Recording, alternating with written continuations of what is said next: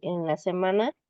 A veces, no sé, a las 8 de la noche ya queremos dormir, pero agradezco que se hayan reunido hoy para poder conmemorar el Día de los Prematuros, que fue el 17 de noviembre.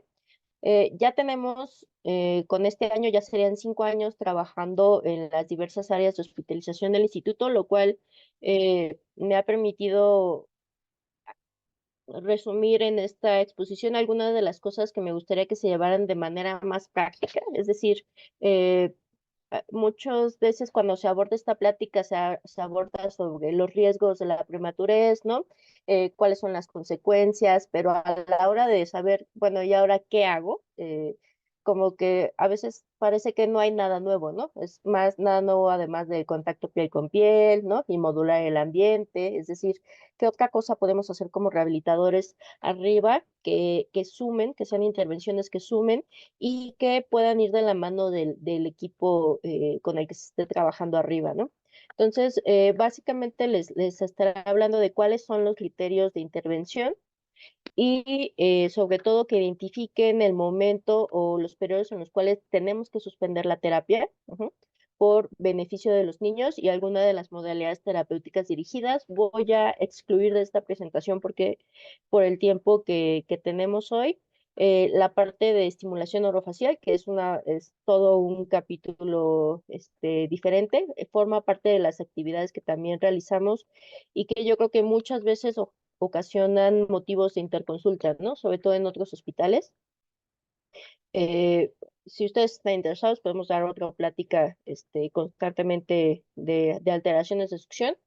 Eh, Me centraré aquí sobre las intervenciones que se suman a la parte de cuidados centrados en el neurodesarrollo, ¿no? Y es que cuando hablamos de los prematuros, es decir, el límite de viabilidad ha sido exponencialmente incrementado. O sea, más o menos estamos hablando de que los prematuros ahora en hospitales de primer mundo, en los cuales se tienen todas las disposiciones tecnológicas posibles, han llegado, por ejemplo, en el hospital, en el CHOP, han podido llegar a 21.6 semanas, es decir, un día menos de las 22 semanas, y ellos presumen que de todos sus bebés de 22 semanas, el 60% sobrevive. Sin embargo, es demasiado tiempo a veces el que pasan en la hospitalización y durante todo este tiempo el cerebro,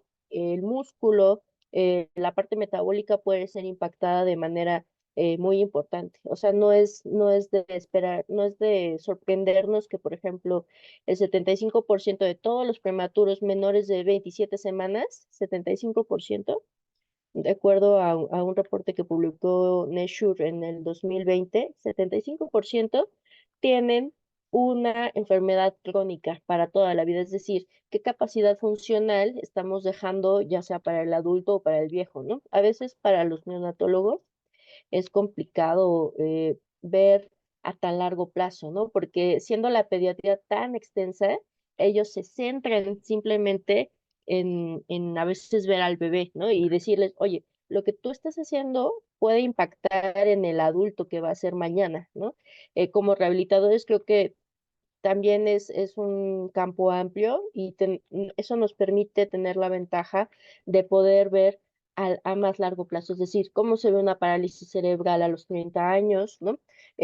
Cómo se ve un trastorno del espectro autista, y entonces poder priorizar y darle mayor importancia a todas las acciones que podamos hacer de intervención temprana para realmente intervenir, ¿no? Y no nada más quedarnos como expectantes. Esta figura me gusta mucho, la he estado utilizando durante creo que todo este año, es decir, el camino, en vez de vamos a esperar y a ver qué pasa, ¿no? Que muchas veces es parte del informe médico que le dan los neonatólogos a los padres, eh, o sea, de todo lo que tiene, vamos a ver qué es lo que pasa, ¿no? Pero eso es poner a los papás en el limbo, en la angustia, en no saber qué es lo que va a pasar, a qué monstruo es el que se están enfrentando y poderles dar un diagnóstico preciso, un diagnóstico temprano que sobre todo priorice que haya menos secuelas es eh, de gran valor para los padres, ¿no? Que ahorita eh, se encuentran en las unidades de cuidados intensivos, a lo mejor en sus casas, preguntándose cómo estarán sus hijos. Parte del por qué la intervención temprana tiene que ver también, además de los trastornos del neurodesarrollo que ustedes conocen muy bien, es la respuesta a cómo viven la vida. Es decir, en este estudio se me hizo muy interesante porque ponen a adultos, adultos que fueron prematuros, con adultos que no fueron prematuros, y entonces hicieron un experimento muy interesante que era para condicionar el miedo. Es decir, lo primero que hacían era en un escritorio, los ponían como a jugar un juego de computadora y a intervalos prendían como una lámpara y en algún momento, ya que se habían habituado a eso, lo que hacían era asustarlos.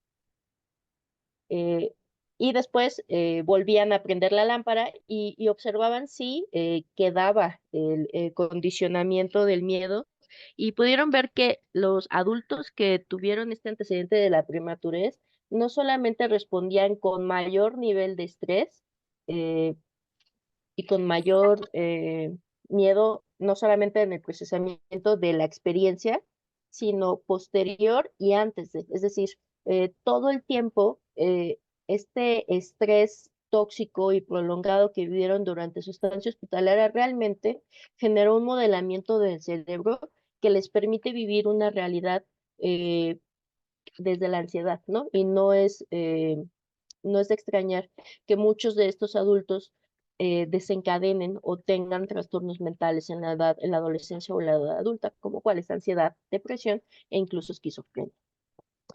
Eh, Parte de conmemorar el Día de los Prematuros tiene que ver con que depende del país, depende del estado, depende del hospital, depende incluso de la región del mundo en donde ellos estén llegando, son las oportunidades que van a tener para sobrevivir.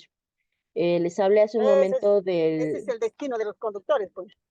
del CHOP, en el cual 22 semanas tenían un 60% de sobrevivencia, pero podemos transportarnos a las imágenes que han circulado en las redes durante la guerra de Gaza a Israel, ¿no? En donde se ven a los prematuros básicamente en una tina, ¿no?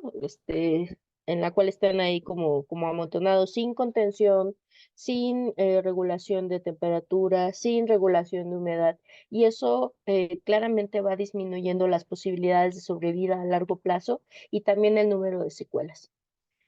También lo menciono porque en hospitales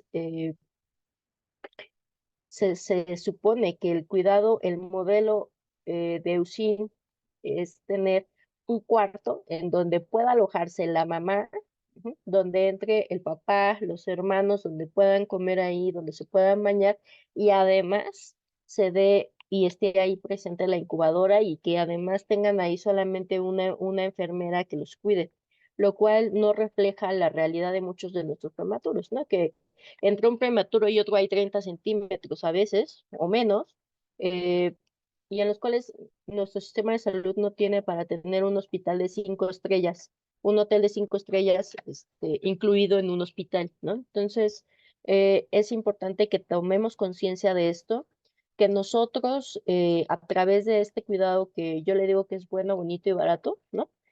Lo único que necesita es que estemos conscientes y que estemos presentes para enseñarlo, para eh, intervenir a los bebés, podemos hacer una gran diferencia. Y es que, bueno, no es de extrañar de nadie que el cerebro va aprendiendo de las experiencias que vive, no solamente de la experiencia del movimiento, de la visión o de la audición, sino también de la experiencia del afecto, de la interacción e incluso del olor.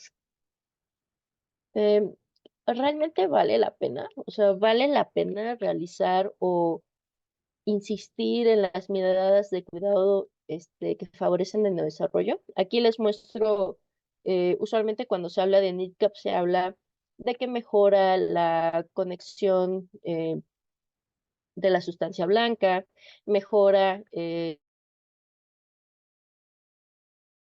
un mejor establecimiento de la corteza sensoriomotora, eh, pero también quiero que vean hasta dónde llega, ¿no? Este es un test que se llama test de la figura compleja, probablemente algunos de ustedes ya lo conozcan. Lo que se les pide es que primero copien el dibujo, ya que terminan de copiar el dibujo, se quita el dibujo y se les pide que inmediatamente eh, hagan otra vez el dibujo de acuerdo a lo que recuerdan, ¿no? Pues, probando la memoria inmediata. Y después se les da otra actividad y a los 20 minutos se les pide que en base a lo que recuerdan, es decir, ya una memoria a largo plazo, eh, puedan ellos de nuevo plasmar. Les muestro aquí, este es un estudio muy bonito que hizo el grupo de la doctora Als, en el cual se ve cómo aquellos niños de 8 años que no tuvieron cuidados basados en NIDCAP, se ve cómo realmente sí tienen no solamente alteraciones, eh, tienen alteraciones visoespaciales importantes, ¿no? Y también en la memoria, lo cual va repercutiendo en el aprendizaje en la edad escolar y en la vida adulta. Entonces, ya les di, además de que existe el riesgo de trastornos de neurodesarrollo, la otra es que el estrés genera puede generar trastornos mentales más adelante. Y la otra es que actividades tan básicas para nosotros como el poder aprender algo y tener la suficiente ubicación visoespacial, por ejemplo, para manejar, para correr, para patear la pelota, también se ven afectadas. Y es ahí donde vamos a fijar nuestros principales objetivos de manejo. Quisiera preguntarle si alguien tiene alguna pregunta en este momento o comentario. Si no, vamos a seguir. Si tienen preguntas, no duden en hacerlas. Estamos aquí para poder aclarar las dudas eh, y que puedan ayudar a todos los bebés que puedan. Entonces, dentro de los principales objetivos de manejo, aquí les incluyo, a pesar de que la plática solo habla de prematuros, que también existen otras condiciones como por ejemplo la asfixia perinatal, ¿no?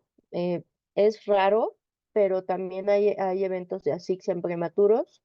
Hay una gran cantidad ahora de malformaciones congénitas asociadas a la prematurez como el mielomeningocele u otras alteraciones, por ejemplo, como agenesia del cuerpo calloso o incluso malformaciones cerebrales, cardíacas o gastrointestinales que dan origen a algo que se le llama de cuidados paliativos. Es decir, que son bebés que se encuentran en neuropaliativos y que van a tener una esperanza de vida de 2 o 3 años, pero que necesitan una atención eh, especial, ¿no? Existen también alteraciones genéticas como la trisomía 21 o incluso, por ejemplo, como la esclerosis tuberosa, que sabemos que son condiciones que van a afectar de inicio todas las herramientas que puedan ayudar a la neuroplasticidad, sobre todo la que es dependiente de experiencia. Eh, ¿Cuáles son mis 4 objetivos principales? Eh, Abordando a este grupo de pacientes. La principal como médicos rehabilitadores es prevenir y prevenir la discapacidad secundaria, las alteraciones neurológicas y musculoesqueléticas del periodo neonatal, ¿no? Ese sería como el objetivo principal de la rehabilitación neonatal. Y como tal, entonces, tendríamos que estar realmente haciendo detección e intervención temprana de parálisis cerebral. Desde la USIN, sí, desde el momento en el que puedan estar en contacto con ellos, es deseable que ya estemos llamando movimientos generales, que es una prueba muy noble en las unidades de cuidados intensivos porque no requiere invasión, lo cual es muy, muy importante. Se puede repetir las veces que sea necesario y aplicarles ya sea otras escalas como por ejemplo TIMP o aquí utilizamos TIMP o les enseñamos a los residentes, por ejemplo, la exploración neurológica neonatal de Hammersmith, lo cual nos permite ir haciendo un seguimiento de la trayectoria neurológica de estos bebés, ¿no? Al final vamos a platicar de, bueno, y entonces, ¿qué hacemos si, de acuerdo a movimientos generales, tiene, por ejemplo, movimientos Pram Synchronized, ¿no? Ese lleva un ejercicio, un abordaje terapéutico particular. Mejorarlas o disminuir las alteraciones de succión es importante porque eso permite que egresen de manera más temprana y también podemos mejorar la densidad mineral ósea. Y otro objetivo importante es que vamos a dosificar la intervención sensorial de acuerdo a la edad gestacional. Es decir, no todos los bebés van a requerir el mismo tipo de estímulo. Tenemos que ir graduando de alguna manera y dosificando tanto la estimulación visual como auditiva, como táctil y como propioceptiva, de acuerdo a a la edad gestacional, perdón, a la edad en la cual nosotros nos encontremos evaluando, de lo cual vamos a hablar en esta plática. Muchas veces se nos hace complicado integrar la CIF, ¿no? A los bebés, porque dijimos, bueno, y entonces, ¿y los bebés participan, ¿no? ¿En qué participan, ¿no? Si nada más comen y duermen, precisamente en eso. Eh, Aquí les muestro una integración de la CIF, que probablemente a lo mejor les sea útil a ustedes, de cómo ir midiendo también las intervenciones que se hacen. Por ejemplo, si vemos que de acuerdo a funciones y estructuras corporales hay displasia broncopulmonar, ¿no? Esto sí va a limitar la actividad de la alimentación, ya sea con un dispositivo de alimentación o al seno materno. La limitación en en esta actividad le va a restringir el desarrollo del vínculo con la madre durante el amamantamiento y va a estar mediada en mayor o menor medida por factores ambientales, como puede ser un ambiente tóxico como la luz, el sonido, que no haya medidas de contención, o puede tener factores que sumen, como lo es el método cangudo, o hacer una intervención con las madres para que disminuya la depresión postparto y disminuya el estrés, ¿no? Además de que aquí podemos integrar también muy bien todos los factores personales, sobre todo porque la prematurez eh, no se da usualmente en mujeres jóvenes que no tengan ninguna patología, sino son mamás que tuvieron un descontrol hipertensivo muy fuerte en el embarazo, que vienen con diabetes mellitus o que vienen con alguna cardiopatía, que vienen con un trastorno psiquiátrico también. Son mamás que tienen ya de por sí una relación familiar complicada, ¿no? Una dinámica alterada, en lo cual va a llegar además un recién nacido que necesita desde todos los puntos de vista mucho cuidado. Entonces, es importante siempre considerar la integración eh, de que el bebé sí participa, ¿no? Y ya uno que está ahí con ellos se da cuenta de que perfectamente los bebés saben cómo modular a todo su ambiente para obtener lo que necesitan, ¿no? Y de acuerdo a su estado, es decir, mientras más se van recuperando de las comorbilidades, es mucho más fácil para ellos no solamente lograr las habilidades que se espera de ellos de acuerdo a la edad, sino de integrarse a su rol familiar, ¿no? A los brazos de su madre y a su casa. Ese es el verdadero ambiente de los bebés. Es como especie el ambiente en el cual está diseñado para sobrevivir al recién nacido son los brazos de su madre. Y esta parte de la rehabilitación me gusta mucho porque por más estudios que se hagan y mientras más sofisticados nos ponemos, vemos que el contacto es el que es curativo, ¿no? O sea, el contacto piel con piel es decir, la capacidad de regular frecuencia cardíaca, frecuencia respiratoria, saturación de oxígeno, no te lo da ninguna otra intervención más que los brazos de su madre, ¿no? Entonces, simplemente estamos regresando a reconocer que los bebés no necesitan solamente tecnología para sobrevivir, ¿no? Sino necesitan contacto humano como un imperativo de especie. Y es que, de acuerdo al modelo de organización sinactiva, probablemente algunos de ustedes hayan visto esta imagen, que se le conoce como modelo sinactivo, que fue propuesto por la doctora Als, que fue quien desarrolló el método NIDCAP. eh, de lo que nos habla es que todos estamos conectados. Es decir, el recién nacido sí se va regulando conforme va creciendo en las diferentes esferas que pueden ser, la primera es la esfera autónoma, después la motora, después estado, atención, interacción y autorregulación, y todas ellas se van a regular de manera jerárquica y recíproca de acuerdo al medio. No solamente el organismo per se y se desarrollaría de esa manera si no tuviera un ambiente, ¿no? Necesitamos que ese ambiente sea lo más cuidado posible para que todo esto se pueda dar de manera adecuada. Y es una lección muy bonita que nos dan los bebés, ¿no? O sea, todos estamos conectados unos a otros, nos enseñamos, aprendemos y nos enriquecemos. Y en el caso de ellos, les permite reafirmarse en la vida y poder salir de situaciones tan críticas como una hospitalización. Eh, la, el nivel de angustia en el cual se encuentran las madres, los padres, las tías, las abuelas, los hermanos, cuando un bebé se encuentra frágil y grave, es muy duro y necesita que tomemos mucho cuidado en la manera en la cual nos comunicamos con los padres. Por ello, no solamente se habla de que se tienen que hacer los cuidados o que se tienen que implementar medidas que favorezcan el neurodesarrollo, ¿no? Que estén centradas en la familia, sino que además el personal que está involucrado tiene que estar capacitado en algo que se le llama cuidado informado en el trauma. ¿En qué quiere decir eso?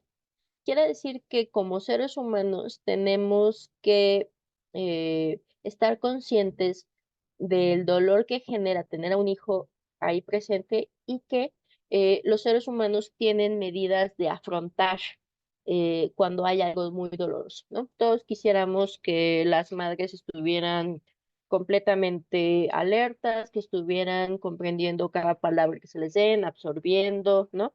Que estuvieran disponibles emocional, física, económicamente 24 horas.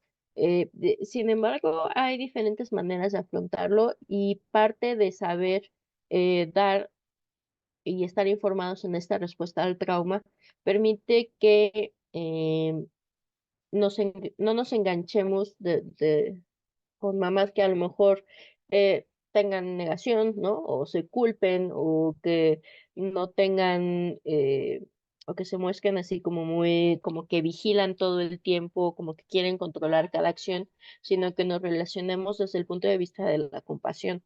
Es decir, que es un ser sintiente que está sufriendo y que podemos nosotros, de acuerdo a las palabras que sí tienen un peso, poder dar la mejor información posible para que entonces estén ahí pendientes de sus bebés y puedan darles el mejor cuidado.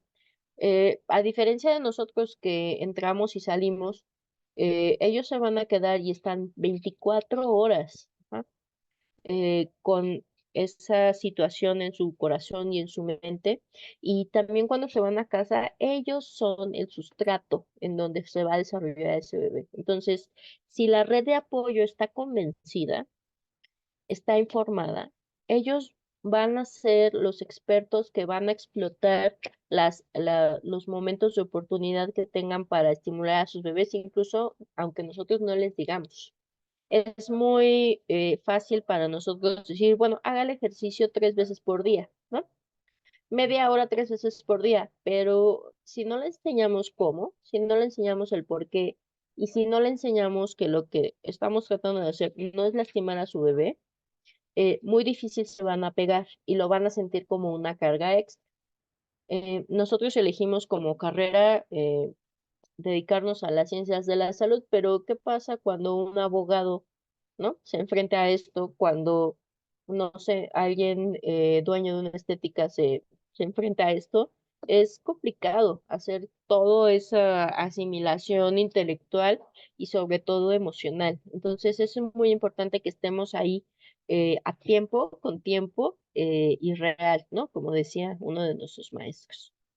Ahora, hasta aquí llegamos a por qué, ¿no?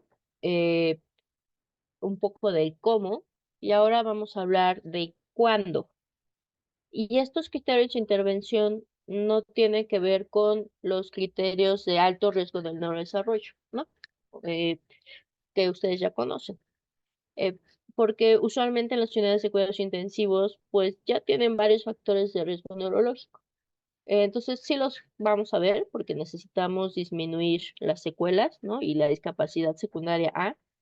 Pero ya en el momento de hacer la intervención es muy importante que sepamos cómo elegir al paciente. eh, que hay veces que nuestras manos no están sumando, y que pueden generar mucho más estrés y problemas a largo plazo. Estos son los criterios de intervención que yo les recomiendo que sigan, sobre todo al inicio. No intervenir a aquellos recién nacidos prematuros que tengan menos de 2 semanas de vida. E incluso se recomienda no favorecer ejercicios de flexión de piernas durante las primeras 72 horas, porque eso sí incrementa la posibilidad de hemorragia intraventricular. Entonces, aunque sea un ejercicio que nosotros digamos, no, pues estoy haciendo únicamente movilizaciones pasivas de las piernas, eh, sí puedo generar un problema. Ahora, durante estas 2 semanas, usualmente los bebés están recuperando, ya sea de el impacto que fueron las maniobras invasivas durante el nacimiento, si tienen problema de sepsis, si tiene un distrés respiratorio que están arreglando, si empieza con problemas de enterocolitis, si, etcétera. Todo eso van a pasar 2 semanas para que al menos empiecen a recuperar el peso al nacer y que tengan una ganancia ponderal promedio de más o menos de 15 a 30 gramos por día. Es decir, hay infecciones, hay alteraciones que generan que no haya un crecimiento adecuado y que pueden generar retraso del crecimiento extrauterino. Si nosotros no somos cuidadosos e incrementamos la carga metabólica, entonces podemos generar que no crezcan, y eso sí genera consecuencias tanto para la recuperación pulmonar y respiratoria como para el tiempo de estancia.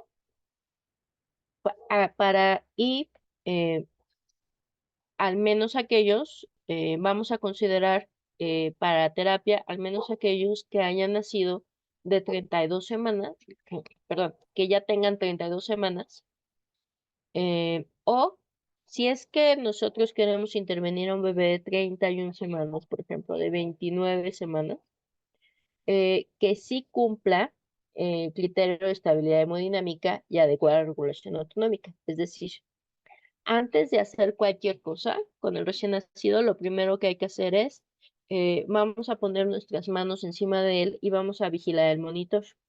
Si no hay un cambio más de 15% de frecuencia cardíaco-respiratoria, entonces podemos proseguir y revisamos cuidadosamente el registro de enfermería.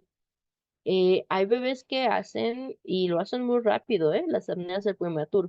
Uno dice, bueno, me voy a aferrar a hacerle la terapia, ¿no? A pesar de, porque lo necesita, porque es por su bien, pero no solamente la tortura no es terapia, sino que la desaturación tampoco es terapia, ¿de acuerdo? Acá nos referimos con estabilidad hemodinámica, que no tenga sedantes o aminas, y que tenga una temperatura corporal por arriba de 36.5, incluso en la incubadora. Para los bebés, tener 36.4 ya se considera como hipotermia leve. ¿Podemos dar intervención cuando está con modalidades ventilatorias? Sí, sí podemos. Incluso podemos darla con CPAP, solamente hay que vigilar cómo se encuentra la saturación de oxígeno y que la FIO2 sea menor de 40, ¿no? Si por alguna razón está con ventilador y algo que se llama ventilación de alta frecuencia o BAFO, que no tenga presiones muy altas, ¿no? O sea, que no tenga una presión mayor a 18, que tenga un PIB eh, mayor a 6 centímetros de agua. Los bebés que tienen valores por arriba de esto, realmente son bebés muy frágiles, en los cuales ni siquiera van a tolerar la terapia. Entonces, son valores de seguridad que les permiten a ustedes intervenir de manera adecuada y que entonces sí, eh, favorezcamos la mejor neuroplasticidad posible. Y sobre todo, además de los criterios que ya les hablé, necesitamos respetar las señales de estrés. El recién nacido puede que no hable con palabras, pero sí habla con su cuerpo. Es decir, una intervención en la cual frunce el ceño, ¿no? Constantemente trata de alejarse, movimientos rápidos de brazos y de piernas, hay alteración de los signos vitales, llora, incluso empiezan a arañar su cara, a tratar de arrancarse las puntas, la sonda, son señales de que no está disfrutando la terapia. Acuérdense que por el proceso de sensibilización periférica, estímulos que no son dolorosos pueden percibirse como dolorosos, es decir, pasarle la mano hacer contacto con la mano puede generar dolor, el ruido puede generar dolor, el olor que nosotros tengamos también, y puede fomentar un ambiente de estrés, que si se perpetúa, pues ya les hablé de las consecuencias, ¿no? Existen diferentes protocolos de intervención. Uno que está hecho solamente para recién nacidos de alto riesgo, aquí les pongo las siglas, es LA SMART, y habla muy importantemente sobre esto, ¿no? Respetar las señales de estrés. Sí cumple con nuestros criterios de intervención, pero durante la terapia está con señales de estrés y de repente empieza con desaturación. Ok, es momento de suspender la terapia. Ujú. eh, y retomarla en algún otro momento. ¿Qué otras contraindicaciones tendremos para la terapia? Ya les hablé de los extremadamente prematuros las primeras 72 horas. ¿Por qué? Porque incrementa el riesgo de hemorragia intraventricular. Cuando están inmediatamente después de comer, no es adecuado darles la terapia. Les prometo que van a regurgitar todo a la velocidad de la luz y después usualmente se tardan mucho tiempo en darles de comer, y todo ese esfuerzo se tira solamente porque nos aferramos a darle la terapia. En el posquirúrgico inmediato tampoco es un buen momento, es momento de favorecer el sueño y manejar el dolor. Si con nuestro contacto, incluso con el contacto bucal, incluso con nuestra voz, hay cambio de más del 15% de frecuencia cardíaca y respiratoria, eso quiere decir que no tiene una buena regulación autonómica y no toleran la terapia, es momento de suspenderla. Si hay desaturación por debajo de 85, pero aquí les puse un asterisco, porque existen bebés que tienen cardiopatías complejas, en los cuales su saturación normal es de 82. Entonces, es importante que tengamos una relación estrecha con los neonatólogos y con las enfermeras neonatales para saber si nuestro bebé está con esta condición o si es producto del empeoramiento.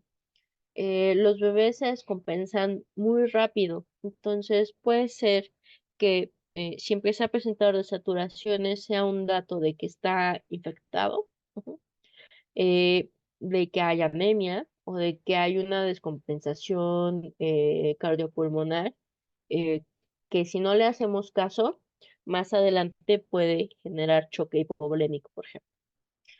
Si se encuentran en sueño profundo, yo les recomiendo que no intervengan.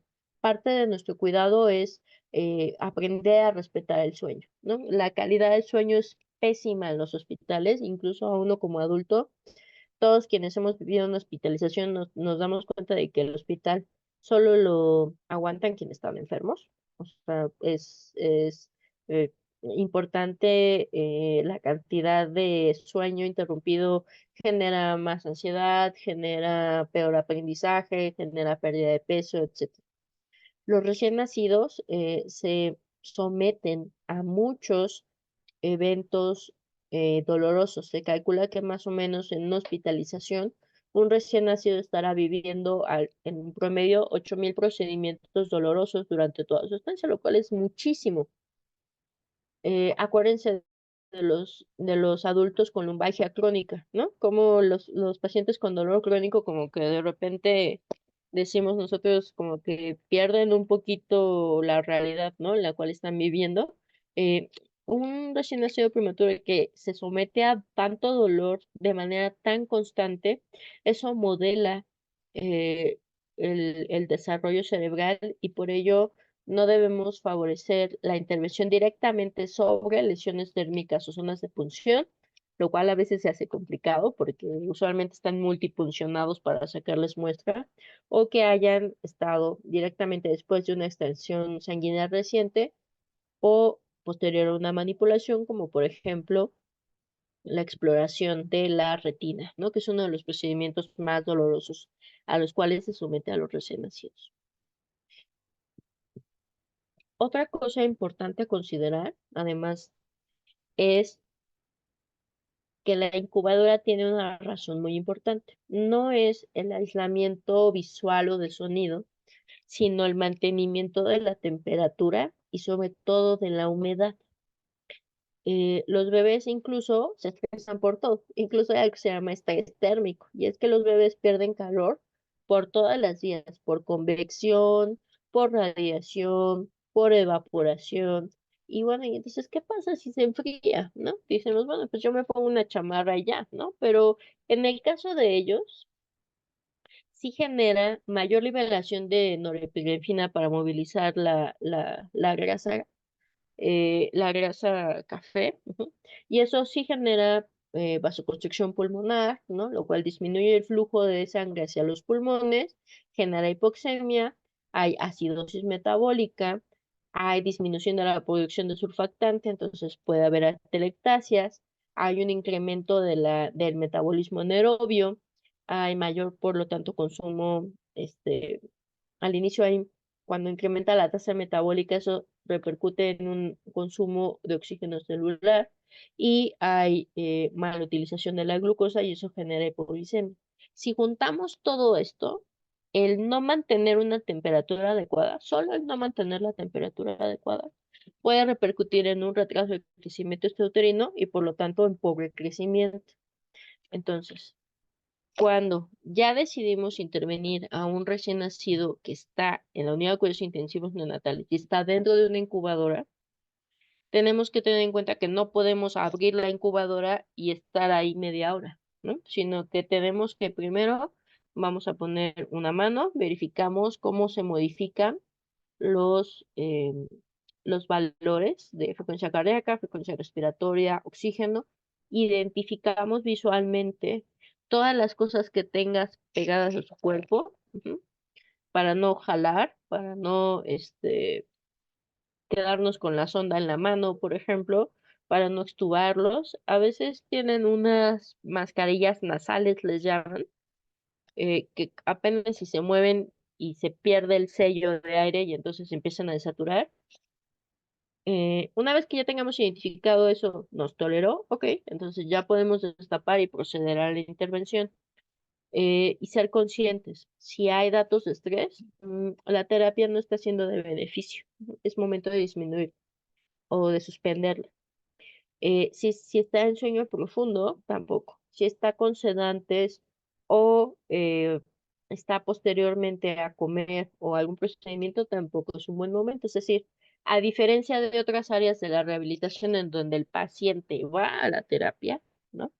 Eh, Aquí nosotros vamos a los pacientes, es decir, es estar buscando los momentos para intervenir con ellos. Por eso no funciona tener un horario, porque a las 10 de la mañana pueden no ser el mejor momento para algún bebé, ¿no? O sea, hay que estar buscando el momento más óptimo para intervenir a ese bebé, en vez de citarlo para su media hora de terapia, ¿no?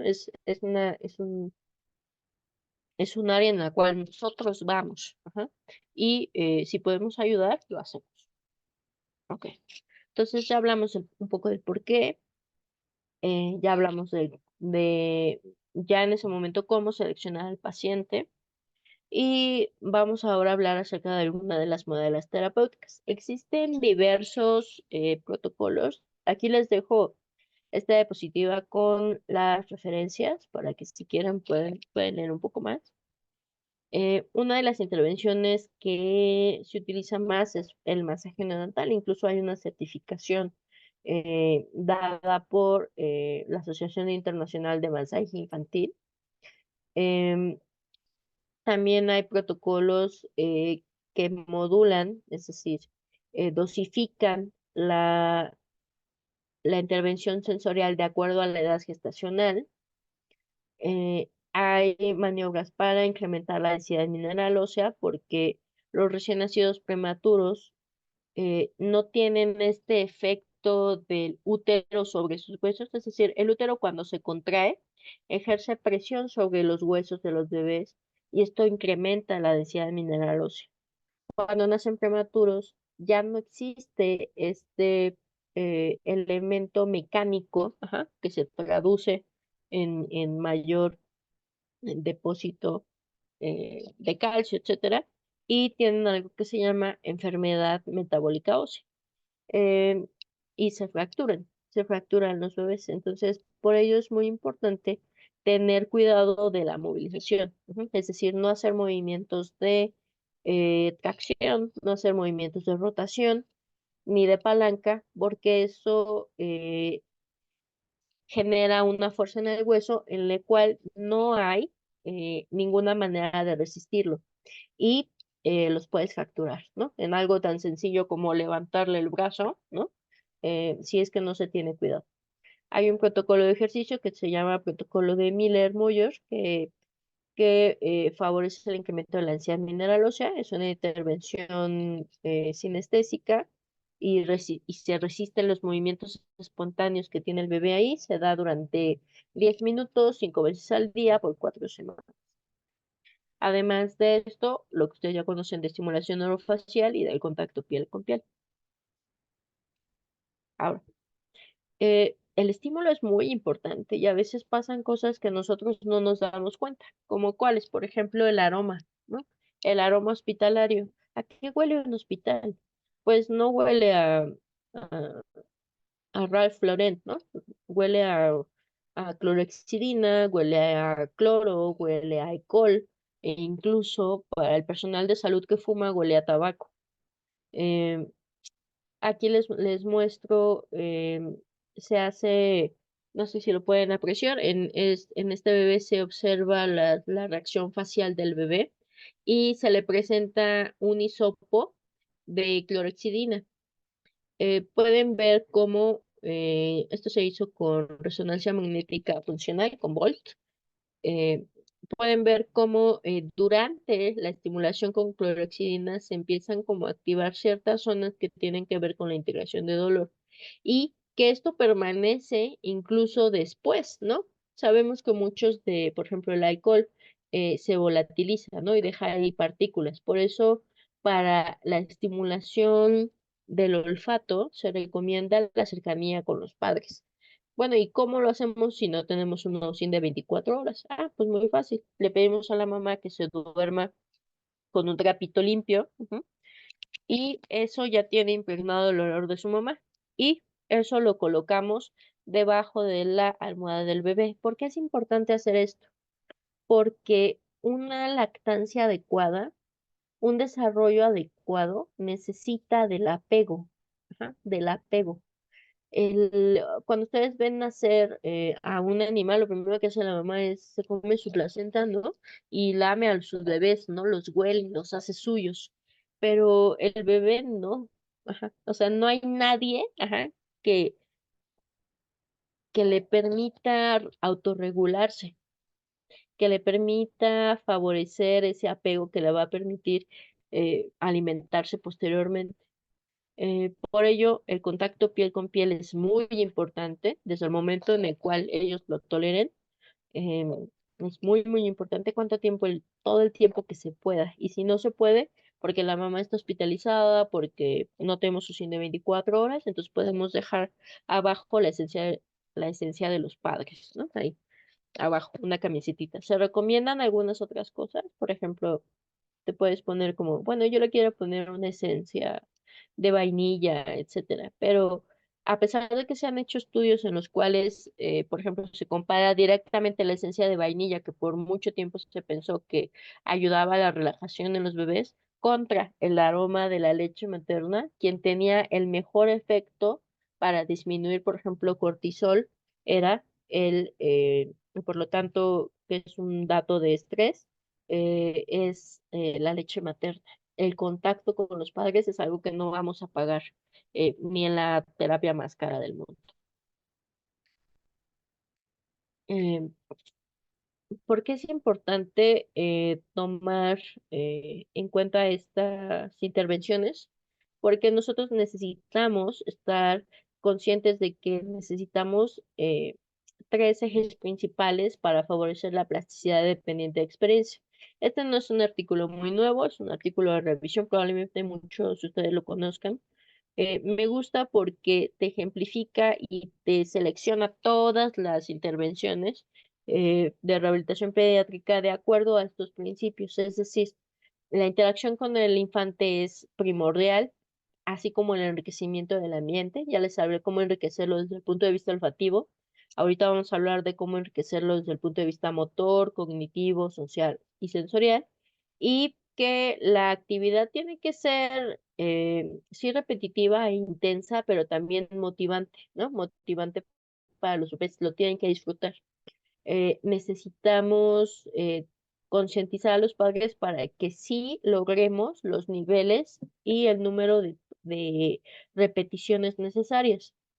Recuerden, por ejemplo, aquí les muestro en una gráfica que las horas de práctica semanal que necesita un pianista para hacerse experto son más de 30, ujú, más de 30 horas. eh, ya después pueden disminuir, ¿no? Pero sí necesitan muchas más horas, incluso no solamente en edades tempranas, sino a edades ya de adultos, ¿no? Eso es importante.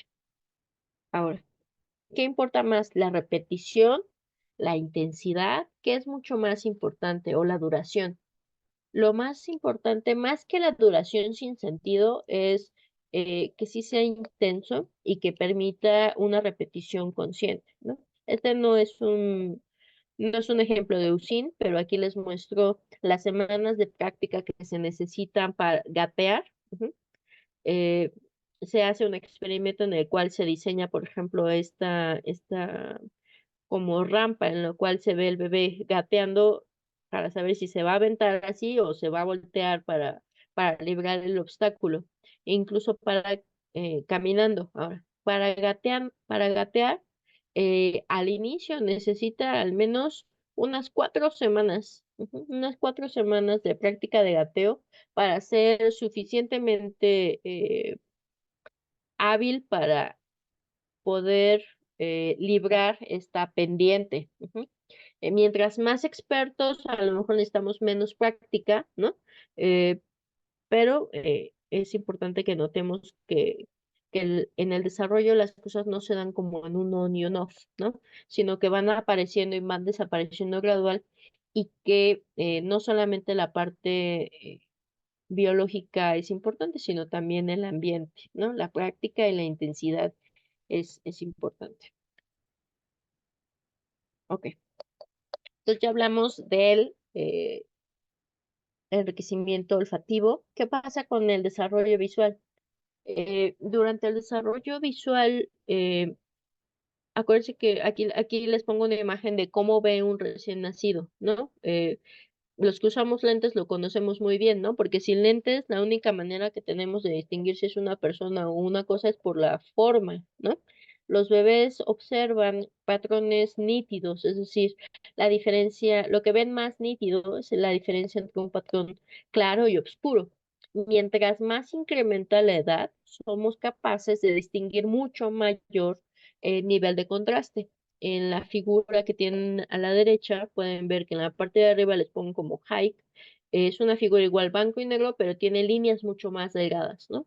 Y abajo dice low y tiene líneas mucho más gruesas. Entonces, para la estimulación visual, mientras están hospitalizados, se eligen patrones de contraste, pero no aquellos que tengan líneas muy delgadas o que tengan demasiados detalles.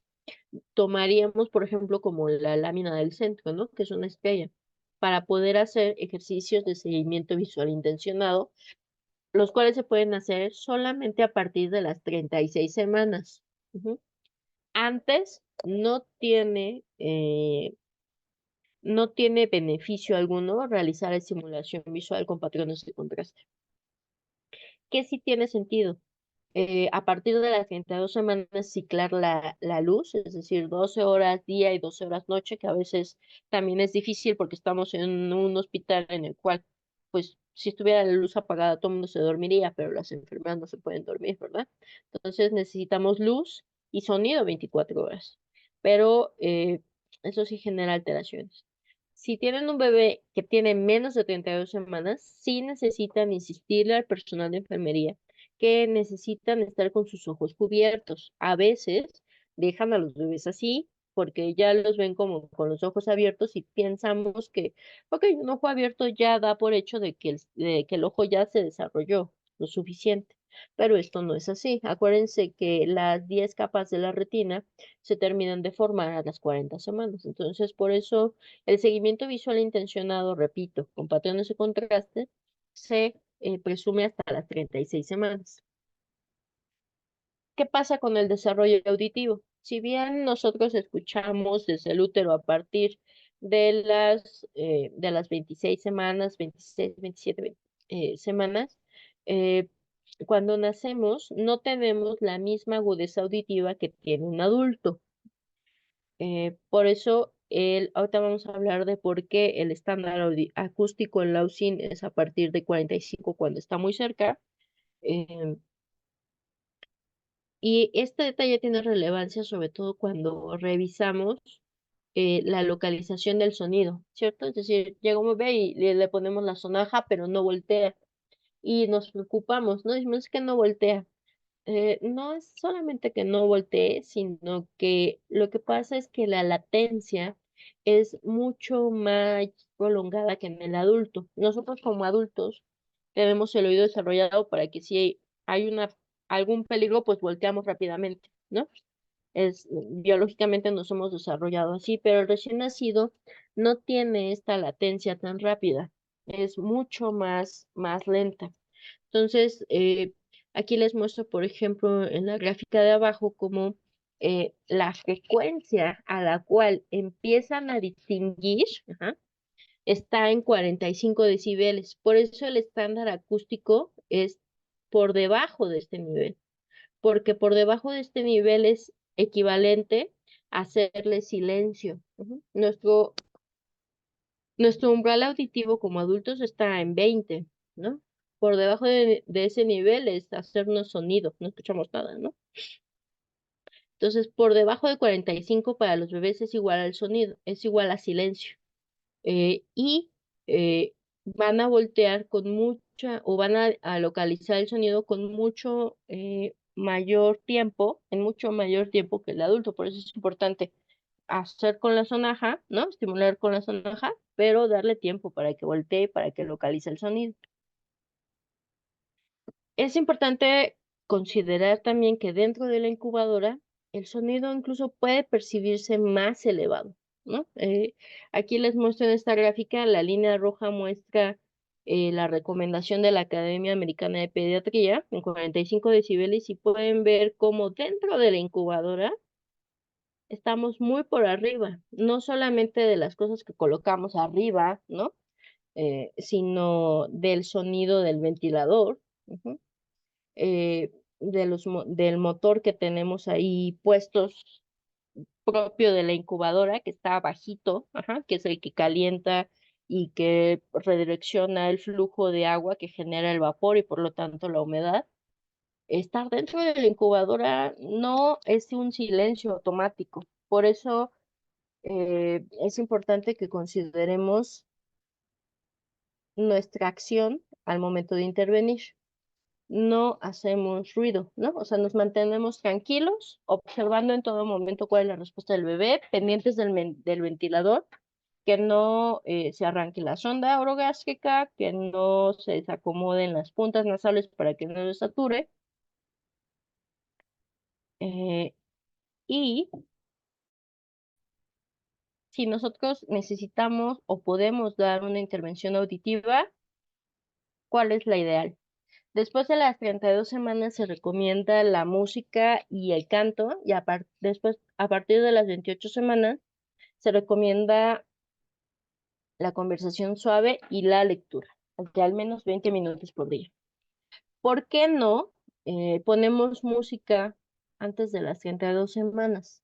Porque es equivalente a cuando hay una fiesta al lado de nuestra casa y de repente el vecino pone así la guaracha sabrosona a todo volumen y no nos invita, ¿no? ¿Cómo pasamos esa noche? Pues ni dormimos, ¿no? Entonces, a pesar de que Luis Miguel, José José o Mozart se encuentre, eh, según nosotros, en la mejor intención de estimular, antes de las 32 semanas, puede ser un estímulo nocivo.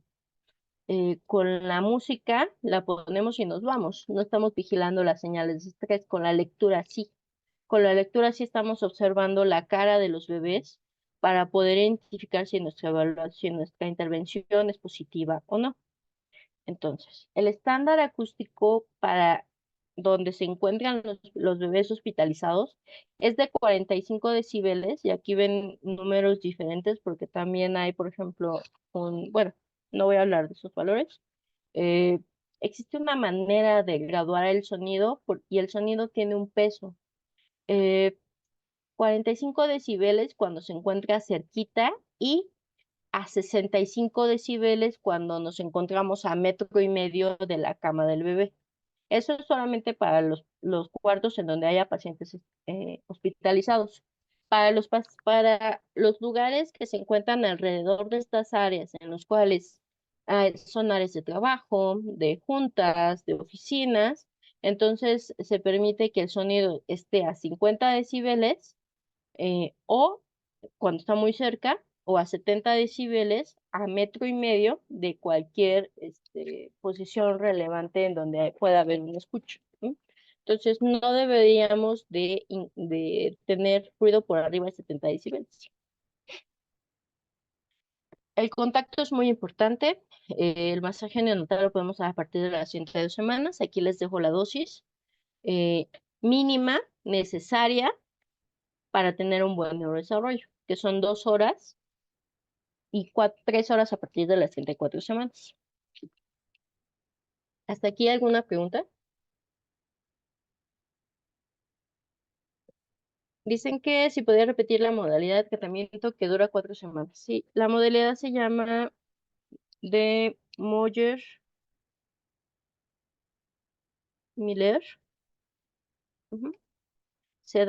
Son 15 minutos, de 10 a 15 minutos, 4 veces, perdón, una vez por semana, por 4 semanas. Ya se los puse en el chat. Les dejo aquí la estimulación de la propriocepción y del movimiento. A partir de las 77 semanas ya podemos guiar de manera gentil el movimiento de los brazos y las piernas del bebé y antes podemos hacer estimulación vestibular meciéndolos en nuestros brazos o dejar el movimiento libre de brazos y piernas con cada cambio de pañal, es decir, no los contenemos, ¿no?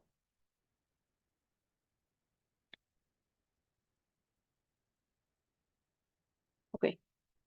Y ya para terminar, ¿qué pasa cuando hay movimientos de tipo Gram Synchronize? Entonces, aquí les pongo el protocolo. Se llama MITPB, que es una terapia de imitación de movimiento. Lo que quiere decir es que nosotros vamos a favorecer patrones de movimiento normales. Es decir, para aquellos que grabamos videos de movimientos generales, nos damos cuenta de que una secuencia de movimiento normal es aquella que es compleja, variable y fluente. Y tratamos de reproducir estas características guiando el movimiento pasivo de las extremidades, del tronco y del cuello. Se da de manera intensiva 5 veces al día por todo el tiempo que, al menos hasta que lleguemos a la etapa Fidgety. Por eso es importante realizar de manera activa la grabación de movimientos generales en la UCI. Y bueno, hasta aquí es todo. Recuerden que el cerebro está en nuestras manos de los bebés y que podemos ayudarlos de una manera adecuada a sobreponerse del daño. Muchas gracias. Muchísimas gracias, doctora. Vamos a ver si algún participante tiene alguna otra pregunta.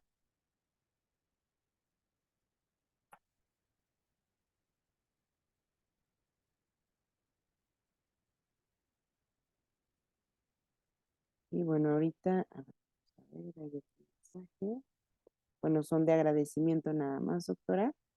Y pues bueno, seguramente vamos a tener oportunidad de poder organizar alguna otra actividad porque pues bueno, es muchísima información y pues bueno, le agradecemos que haya compartido con nosotros todo lo que se lleva a cabo en el instituto y pues bueno, también nos dejó un montón de referencias bibliográficas para ponernos a revisar los temas. Por aquí nos comentan alguna bibliografía con los criterios de intervención en UCIN que comentó al inicio.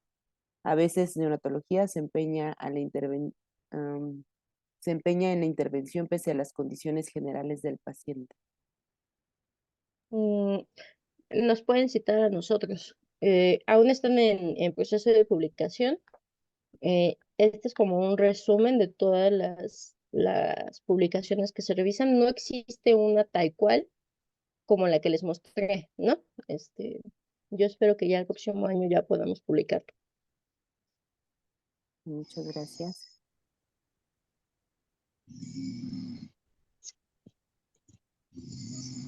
Y bueno, aquí nos preguntan que ¿para qué sirve la estimulación sensorial en un niño tan prematuro?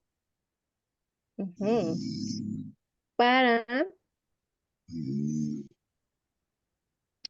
ayudarle a que se desarrollen su sistema neurológico de la manera más óptima posible. Es decir, ya fuera del útero es muy difícil que nosotros reproduzcamos el ambiente uterino. No podemos hacer nada para volver a tratarlo como si estuviera dentro del útero. De hecho, si nosotros no lo estimulamos, generamos deprivación sensorial. No sé si recuerdan algunos de los estudios que se hicieron al inicio para describir, que fue cuando se describieron los periodos críticos, cuando a los gatos les tapaban los ojos al recién nacidos y después los destapaban, pero los habían cubierto durante este periodo crítico, ya no veían, ¿no? Y no recuperaban la vista incluso con estimulación posterior.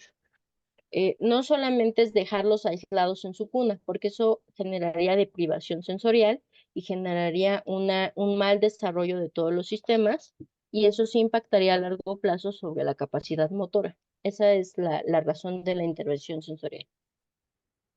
Ok, muchas gracias. Por aquí nos comentan de compartir algunas, lo de su presentación. Sin embargo, pues bueno, esta ponencia se está grabando y va a quedar en nuestro canal de YouTube de la Academia. Entonces ahí también si gustan revisar nuevamente los datos, la información y referencias bibliográficas, pueden recurrir a nuestro canal de YouTube.